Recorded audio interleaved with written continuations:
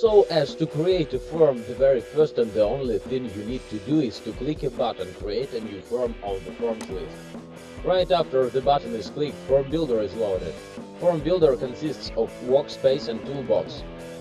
Let's try to make a simple form for submitting an image. It will consist of several fields for user to enter his nickname, phone number, to select a country and to upload a file. So the first we do is giving it a name. We just click on the form name at the workspace and Form Properties tab of Toolbox becomes active. We input the name of the form into the form name field and can see the changes at once. We select Add Field tab and just drag the element we need to the workspace. So now text field with default properties is added. We just click it to call an element properties tab to adjust this widget. We enter the name of the text field in the same way as we did to the form. Obviously this field will be essential, so we need to mark it as a mandatory one. To do that we need just to check Required option. The next step is to add multiple selection widget with a country list. Since we allow the user to choose only one value from a list, it will be a select box. So we just drag it from Add Field tab to the workspace. Similarly to the previous element, we click it to call it Properties tab and rename it. Generally, you add select options manually, but PHPForms provides a perfect solution to make your life easier. It is predefined list.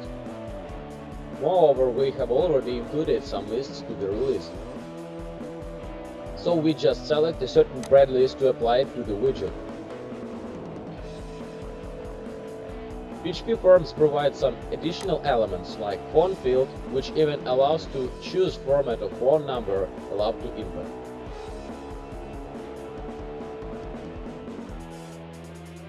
One more additional element is confirmation box.